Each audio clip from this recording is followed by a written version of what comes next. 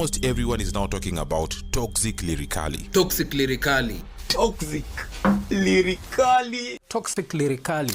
Mtu mwenye kila mtu anamtaka, like kila msanii anataka kupata tu collab na Echoes ako sure itahit. Ni toxic.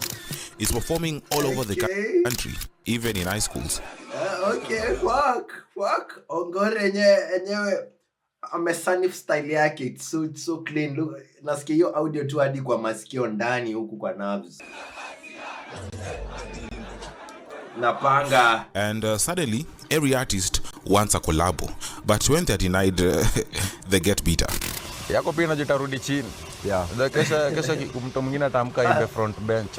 Na urudi nyuma.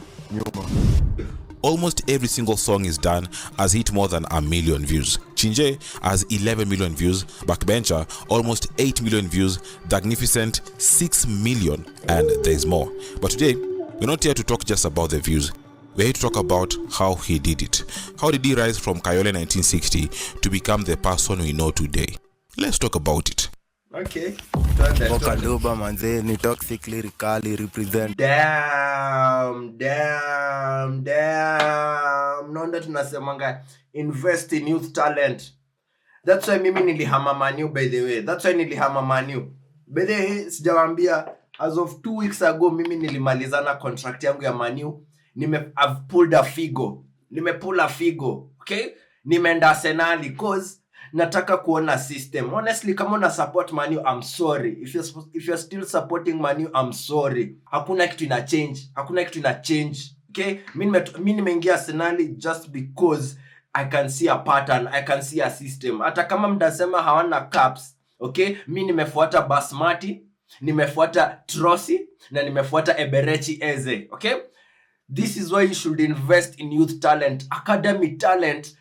That is where growth is. Usiwai fikiria ni wewe peke yako ama as I say with money, usiwai fikiria you will buy your way out with money. No, you can't buy your way out with money. You have to do the inner work. This is how you invest in youth talent. Grow, okay? Grow. Nakumbuka Mojojojo told me msialileta toxic kwa scene sana was Master VK. Ni alikuwa anamleta kwa interviews, anampeleka kwa place, anasema uni msanii wangu, uni nani blah blah blah. So when I see toxic over here looking young as fuck, this gives me like, this is Nwaneri, this is Foden, this is young Foden. Okay, this is how you tap into young talent. This is, if Manu hapasi kuwa anacheza na Kobe Mainu na Ahmad Diallo, those are starters. Those are people you should invest in. Sikulalisha Kobe bench, no mwambia angangane namba na Bruno. Anyway, pole nimedigress, but saa zingine lazima hizi vitu zinitoke. I pulled a figo. If you don't know what pulling a figo is, Figo ni player alitoka Real, alitoka Barca akaenda Real. In a moment when those guys are rivals, hakuna trades zina happening hapo, but yeah. I see young toxic here, and bro, this makes me so proud, bruh. You always gotta invest in young, fresh talent. Shani pull up. How did he rise from Kayole 1960 to become the person we know today? Let's talk about it. Okadoba manze ni toxic lyricali representing 1960, the baddest of the bad. To understand toxic, si hii ndio base calligraph anasema ametoka Kayole 1960 na Rapture anamwambia bro, hakuna mtu wa Kayole anaongeanga hivyo. Sionangi mtu anaongea hivyo. Nothing like that. I see calligraph looks like Kayole 1960. Ni mtu yupi Kayole anasema umse anaongea kama mtu wa watu wana represent? To me, this looks more like it. better. We need to go back. But before even that, I know the question you might be asking is, what's his real name? Well, I can't really say it. Toxic has a better answer. Jina langu origin ni toxic lyricali. Hiyo ngine ni mzazi. And even cares about his real name. What matters is the music. Kuna real name. The real name is here on the comments. I think I should find it. Toxic real name is Timothy Omondi. Okay, nimeipata hapa. I think niliona hii comment jana. Yes. Toxic real name is Timothy Omondi.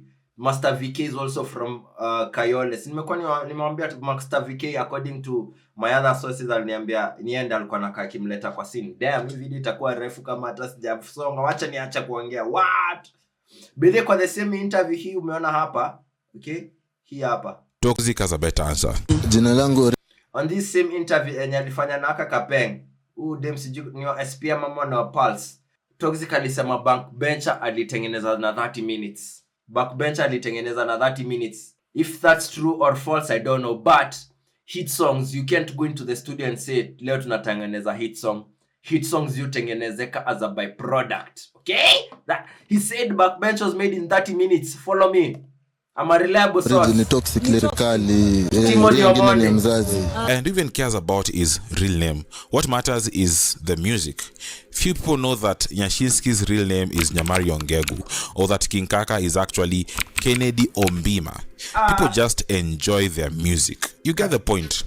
Now, in about 2 years, Toxic has become so popular, and you might be thinking he was signed to a big record label, supported by the media, or pushed by big artists. But no, Toxic had none of that. He's done it all alone. Natural. This is how you grow in naturally. Iwe vya tea ni natural, damn. Tuendelee.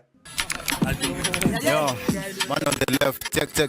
Sign cosine, call ni text. Kama No, Toxic had none of that. He's done it all alone.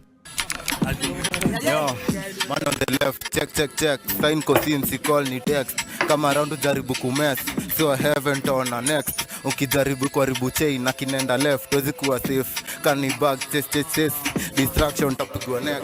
Toxic built his success without any support. No sponsors, no major features or collaborations, and even no father. Yes, one of the main reasons he worked so hard is because he was raised by a single mother. Miki ninanituma ni kwanza niko na single mom. His mother actually listens to his songs, and even though they might not be parent friendly, I know she's proud. It's every parent's joy to see their child succeed. Mama shaisikia ngoma yako? Amesikia, anazijua. Anasema nini kuhusu ngoma zako? Uniambia tu itajipa tu, nimtoe Kayole hata siku moja furahia. Okay. Speaking of Kayole, Toxic was born and raised in Kayole, 1960. Tunataka uniambie una represent mtaa gani leo? Wow. I represent Kayole all days. Kayombo Tole. Home. Uko ndo umezaliwa, grow Kila up. kitu. Watu wa 1960 kuna talent. And it's true what that girl has said. Kayole has produced a lot of talent. Calligraph Jones, or the OG, also comes from Kayole. Now, Kayole is part of Eastlands, or Eastlando, which includes areas like Umoja, Dandora, Buruburu, Donholm, and the Pipeline. Munga siwa hizi sites. One of these Munga siwa hizi sites. The number of artists who've come out of Eastlands or Islando is countless. In fact, Islando is often called the birthplace of Kenyan hip-hop and even gengeton. Groups and artists like Ukoflani, Kalamashaka, Wakadinali, and even Giuliani all came from Islando. And yes, Munga no hizo sides. Anyway, back to Kayole. Contrary to popular belief, Kayole is actually safe during the day. But at night, your safety isn't really guaranteed. Okay, I'm joking. Kind of. Whether it's safe really depends on where exactly you are. Areas like Nyamavila and Masimba are known for muggings or robberies. Maybe I'm wrong or things have changed, but if you live in Kayole or you ever lived in Kayole, tell me the reality down below in the comment section. Let's also talk about his educational journey. Toxic rarely talks about his school life. But I remember he mentioned his grades in the song Backbencher. Maybe he was getting those E's in school. But does it really matter? Not at all. He wasn't trying to become a professor. He wanted to be a musician. And that's exactly what happened. I think of all the things, tunasahau sana that Toxic is an anomaly, okay? Out of every Toxic that comes out, 100,000 other artists who want to be artists, they don't get to fulfill that.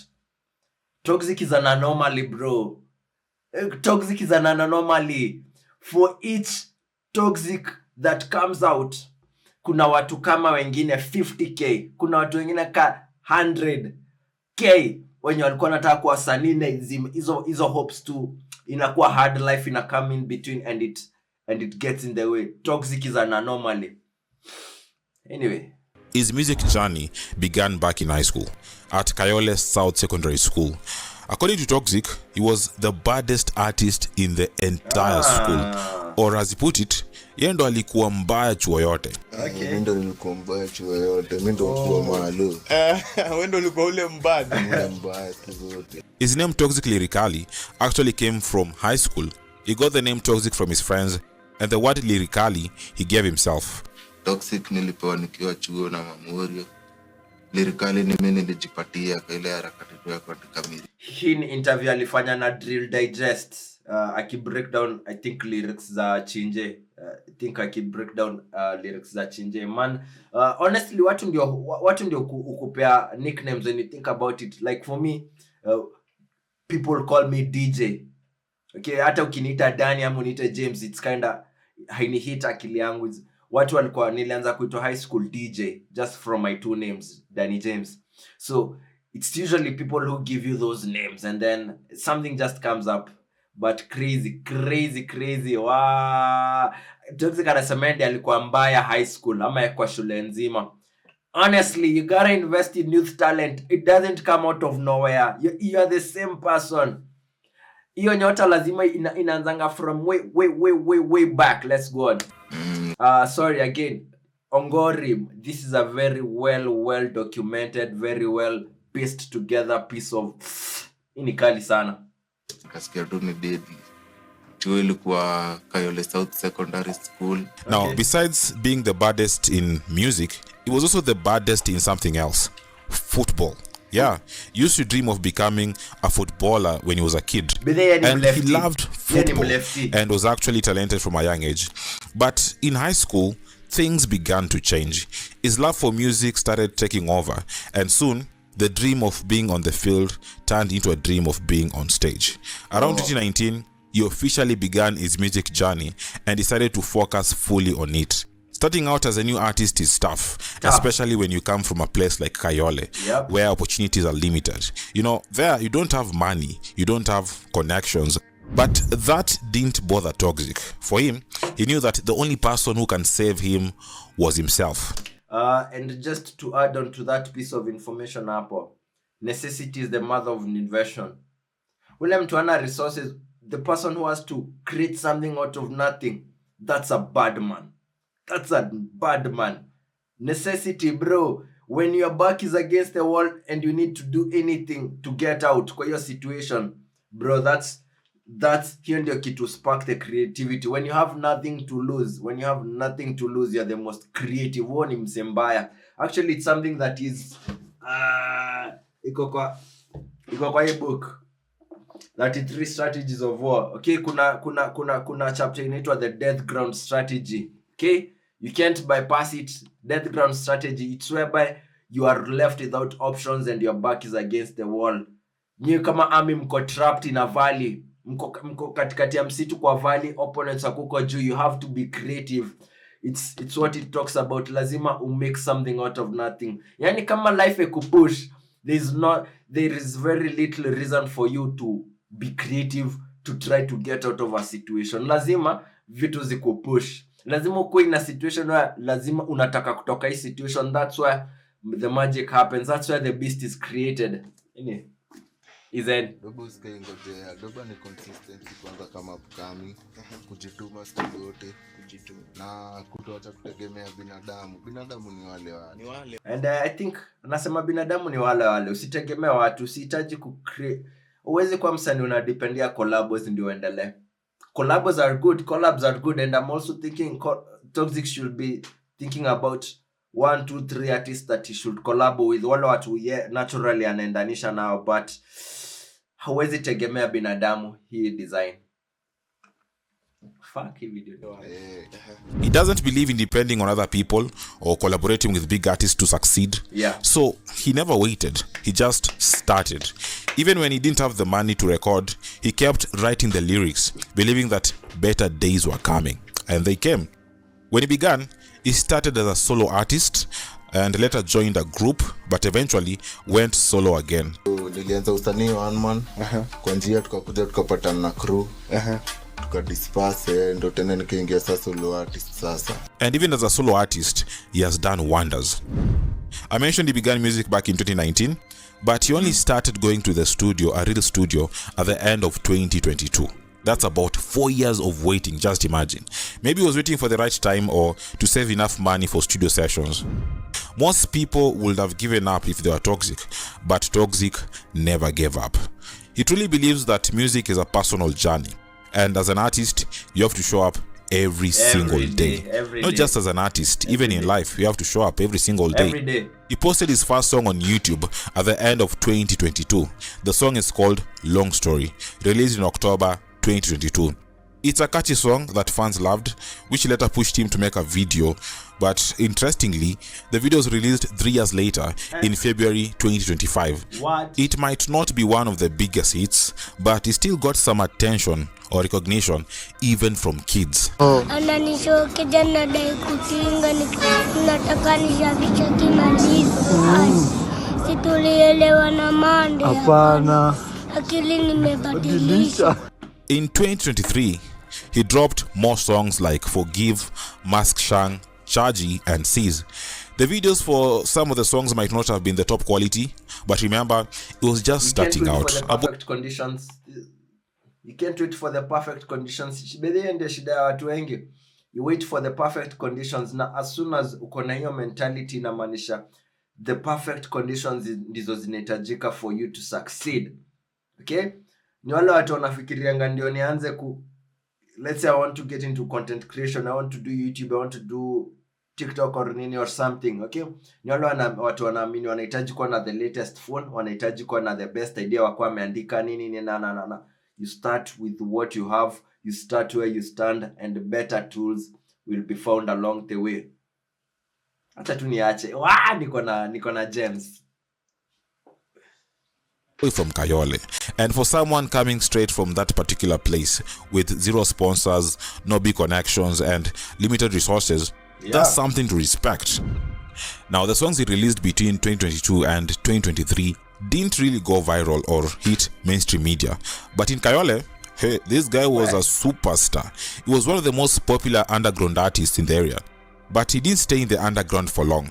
In 2024, he released a freestyle called Wrong People, a song that he personally doesn't even like, but fans love it. Right now, it has about 1.6 million views, which is a lot, especially for a lyric video.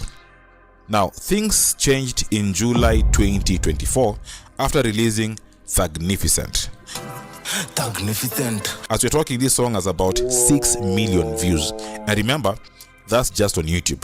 There are still other platforms where people can stream his music, but let's stick with YouTube because those numbers say a lot. And honestly, getting even 1 million views on YouTube is not easy. So seeing Toxic hit 6 million views, that's unbelievable. Anyway, with the song Magnificent, Toxic gained massive attention from all directions. The haters, the fans, the new listeners, and even mainstream media began playing his songs. Magnificent sounded different, like something people have never heard before from Kenya. The video was real and also raw. This is what I've been saying, nikiwaambia video ya Toxic kama nini, it's not authentic. This is what a Toxic video would look like typically. In your stuff, watu wakayola kiwatch wana relate to. Yes, you can grow and all do that, but the raw or authenticity of the video according to the audio zinapaswa pia ziendanishe. That's why nikwambia Magnificent, kina Sick, kina Chinje, and every other ini sitaki kujirudia, and every other visuals that amezi produce, unasikia it's raw.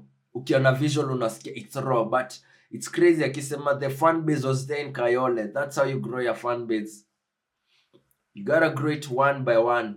Lazima uanze within the nucleus expand type shit. Oh, no nudity, no fancy cars, just a group of guys. Like something people have never had. Fancy cars, nini, just a raw good video. Even the stuff ilifanya Chinje very legendary. Yeah. The video was real and also also raw. No nudity, no fancy cars, just a group of guys in the ghetto, some shirtless, some flashing their silver teeth, enjoying themselves. Is that really silver? Anyway, even the video had dogs. Mutina. It was a simple video, but the message was powerful. I know you never really expected this song to blow up. Adizingite hizi madogi zilifanya feature. Sasa hizi tokea kwa video ya Toxic. Sasa hizi nasema bro ulituacha. Tulikuwa tunatokea kwa video yako. Mimi nilisikia tuko 1.6 million views. Sasa hawezi Twitter Mamotina, hawezi Twitter kwa video. Bei imepanda. The way it did, but it blew up, and within a few months Magnificent became super popular, especially on TikTok. And honestly, the success of Magnificent shows the real power of social media today, especially TikTok. Any artist, doesn't matter who you are, you can blow up on social media. We are not in the 2000s where artists depended on mainstream media like radio and television to become popular. Just post your song like Toxic did and hope for the best. After Magnificent, Toxic was without a doubt the next big thing. Everyone was waiting for what would drop next, and he delivered. Still in 2024, he released Catman and another song called Chinje, which became even bigger than Magnificent. Right now, Chinje has around 11 million views. Hey, that's a lot of views. Chinje showed a bolder, more fearless side of Toxic. The song paints a picture of life in the ghetto, talking about crime, hustle, enemies, and the daily struggles people face in the ghetto. The video even had people showing a panga or machete, which sparked a lot of discussion online. Some people claimed that Toxic was promoting violence, but Toxic said that his music doesn't promote violence. It simply shows the reality of what many young people go through in the ghetto. You might be asking, what does Chinje even mean? According to Toxic, Chinje means rampage. Chinje kama venye sisi watakayole tu sema rampage kwa rampage sasa jumpele. Chinje sasa ni rampage but in another jina tu tofauti ya rampage, yani venye watu wa Madhari wanaisema na vitu wenye watu wakayole wanaisema. Rampage ile harakati ya mnatoana, yani kutoana mbogi kwenda giz sunanga kwenda kuround wase, yani kwenda mission. After going through the lyrics of the song Chinje, the one thing that stands for me is threats. There's a part where he says, sometimes siezi fry na bado sija kufry. My guy step most boss unaweza kosa kuona kesho. It sounds serious, it's dark, but that's the style of Toxic. He doesn't sugarcoat anything. He says things exactly how they are in the streets. You might think he's just putting words together or making things up, but Toxic has said that 90% of what he raps about is real life, things he's actually gone through in the ghetto. Of course, kama msanii lazima pia make scenario, but 90% nakupitia. By the time he was about to release his next song after Chinje, Toxic was already huge, big enough to catch the attention of Apple Music editors, who selected him for the Up Next East Africa program. The program is a big deal that gave Toxic the global exposure through playlist placements, media features, and extra industry support. At the end of 2024, on December 31st, he dropped another banger called Sick. Now, this song had the same Toxic effect, real, raw, and unapologetic lyrics. The video was shot as usual in the ghetto, and unlike his earlier video, it had a little shaking here and there, but that didn't affect anything. In fact, it makes you want to watch the video even more, right? Yeah. In 2025 this year, Toxic has continued to dominate. He has released more songs like Long Story, Confirmation, Hood, and Backbencher, which went viral on TikTok. And he made Backbencher in just 30 minutes. Backbencher. Nimewambia masikuambia hii video kitambo. Nimewambia very early in this reaction na masijawambia. Ndio msitani mimi tu na guess. Msitani na guess. Nimwambia backbencher got the same interview, he did it in 30 minutes. And that's usually how hit songs you tengeneza hata na dakika 10. Ni zile ngoma tu unafanyanga 10 minutes unaitupa. Those are the ones that usually come up. If you have to go back and forth refining, cleaning something nini, hapana, huwezi force. You have to be in the flow state. Damn, crazy. I called this. Bro, I called this kitambo. Ndio uamini, unaweza niaminia. Mimi ndio Bruno wa team. Mimi ndio Vitinha pale PSG. Kweli. Achana mimi ni mzee. Bencha ndani ya S-class. And he made Backbencher in just 30 minutes. Backbencher bana, unajua ninakoga tu kablesi ile nigutuka tu nimeexebo kibare pa shakam nikawapatia teke dakika 30, kumbe hiyo ndio inaenda kuchange maisha tena bana. What really stands out in the song Backbencher is the line Backbencher ndani ya S-class. I love that part. People expected the video to be about just the S-class, but it turned out a bit different. Tunaombea Toxic. Niliona video yake ya Backbencher. Tunamwombea sasa afanye sasa na S-class. Ndio nilikuwa naona mabaiskeli na shanga. Lakini kulikuwa na S-class kazacha. Kulikuwa na S-class kama 2-3 msee. Alijaribu. Sasa tunataka unajua convoy. Okay, does this lady really have that convoy she's talking about? Just asking.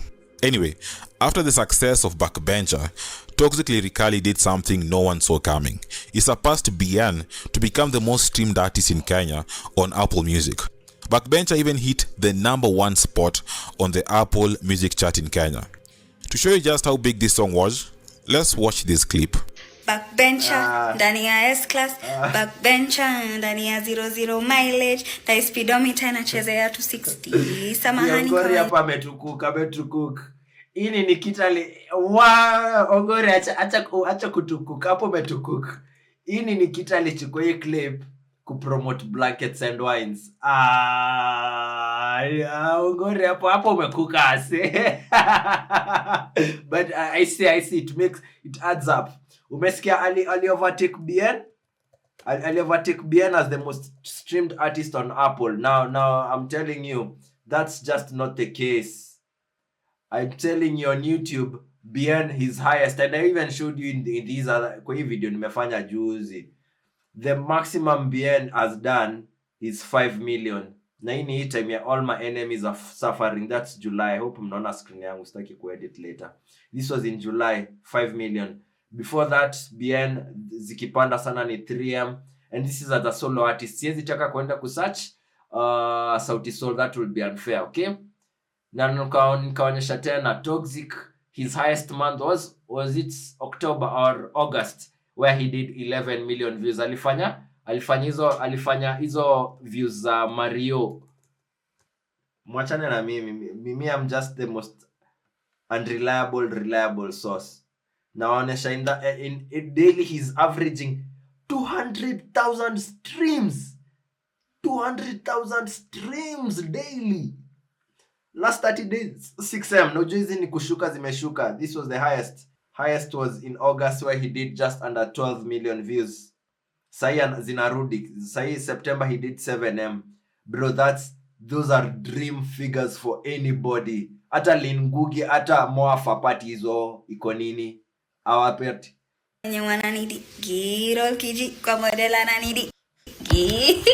That's Nikita Kering, one of Kenya's biggest female artists, vibing to the song. And she's not the only one. Even artists like Calligraph Jones, Nyashinsky, and Brida LW have shown support for Toxic. Later in August 2025, he released Bad Flowers, a song that caught many by surprise. The song does not have that usual raw or aggressive tone that we are used to. It's actually a love song, and in the video, Toxic is even holding flowers. Just imagine, not a machete. It's surprising for the fans. Some people said the song sounded too clean or too commercial, not the Toxic they are used to. Fans are used to him rapping about the streets, Masanse, Warazi, Ndom, all those scary things that come from the ghetto life. Then in September 2025, Toxic dropped another soft song called Mapenzi featuring Bridget Blue, and people talked a lot. Vigilante makes an appearance. Thank you. The voices are being heard.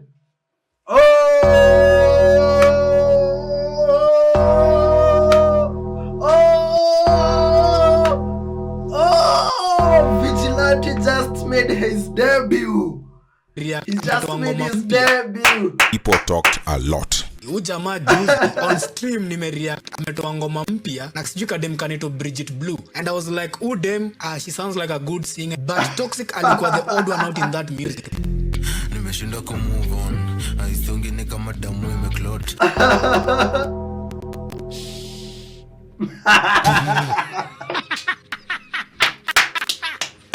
What the fuck is that, nigga? Oh, VG. Toxic tangulini ukajidanganya unaweza kuwa singer. Toxic, let's keep it 100 with each other.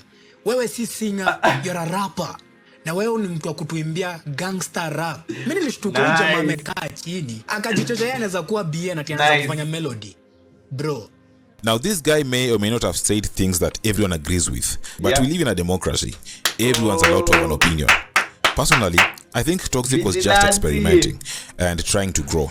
And of course, trying to make money, because let's be honest, no big company is going to sponsor someone who shows up in a music video holding a machete. You know, big brands worry about their image. That's why rappers like Octopizzo and Calligraph Jones eventually switch things up. You don't see them shooting videos in Kayole or Kibera anymore, you know, talking about violence and poverty. And change is inevitable. Whether you like it or not, Toxic will eventually change too. It's just part of life. For now, just enjoy the music. No one knows what tomorrow holds, right? Personally, I love his music videos because they feel real. They're not about fancy places or big parties. His videos are simple, usually shot in the ghetto. And in the music videos, he always has this group of people, big group, which I guess is the Mbogi. And they always make these videos feel real and exciting. Toxic has a very different sound that does not sound like dancehall like or anybody else. Ukisikia unasikia hii na sound Toxic, huu ni mtu mmoja, huu ni mtu, this is different. Honestly, it's very, hauwezi tokea kwa scene ukijaribu kusound kama watu wengine. You gotta create your own sound, which means you have to do many iterations in the studio. You have to do many songs on your own. You gotta have your own backbone. Huwezi kuna dependia ma features. That's how you identify good prolific artists. even hip-hop. So what is that style? Now, his style of music is a mix of dancehall and modern hip-hop, which people nowadays call trap. In short, Toxic is doing trap dancehall. It's a popular genre which started in Jamaica and was made famous by artists like Masika and Skillibang. Toxic is now doing the same thing here in Kenya. And by the way, his song Chinje was actually inspired by Masika's track Update. The beats even sound quite similar. Toxic has made many big songs, but his Masika. Oh, okay. Wow. Okay. Siku catch on this.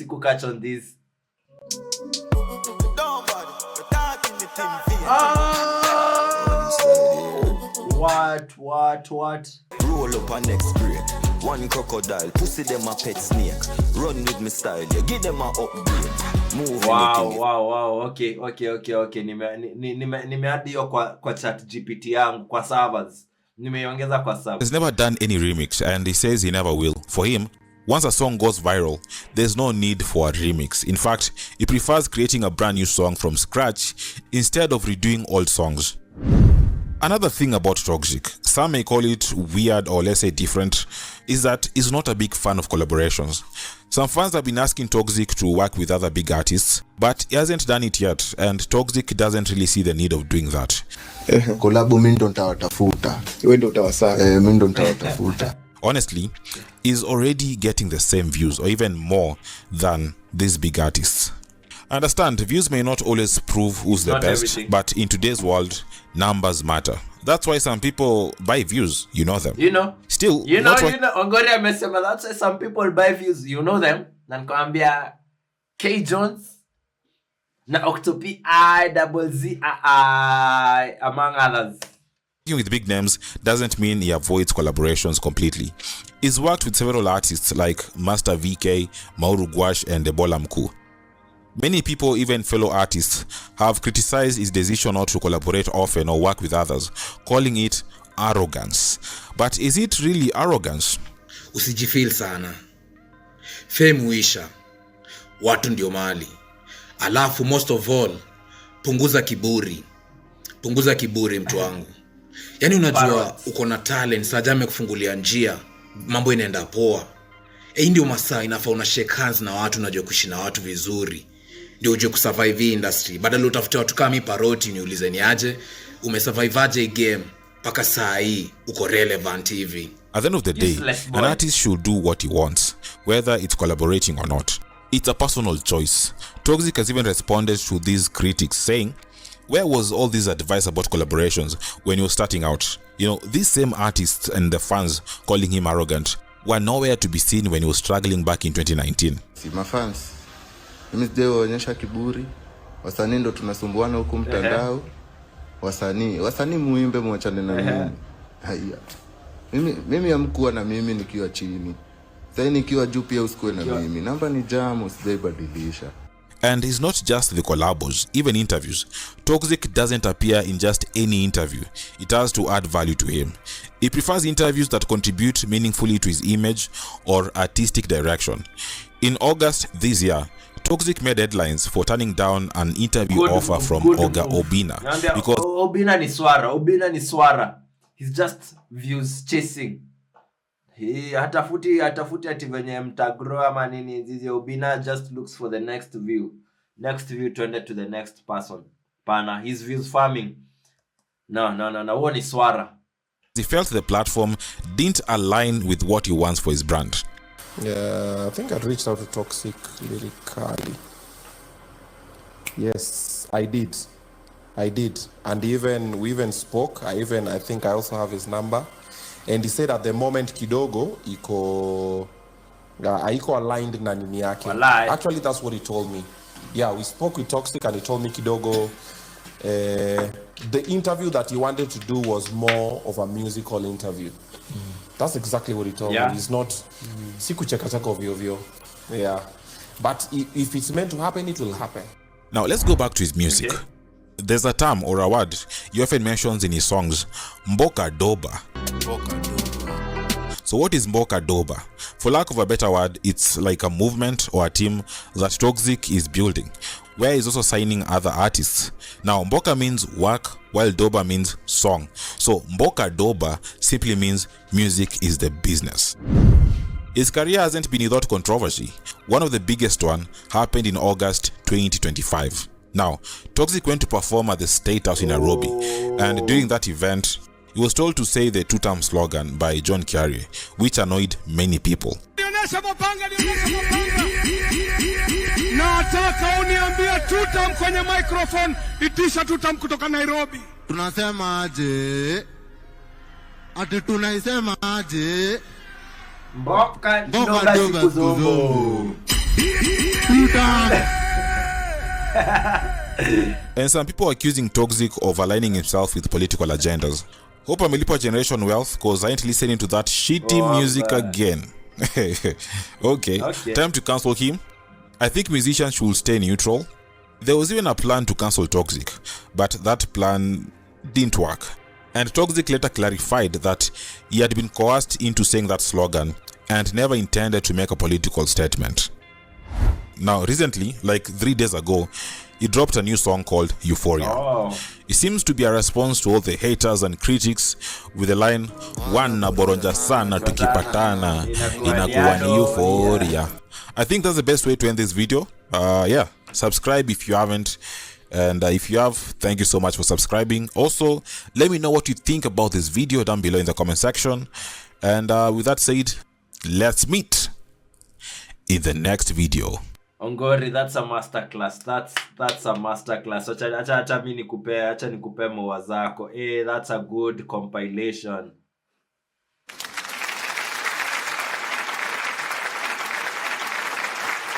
Wow.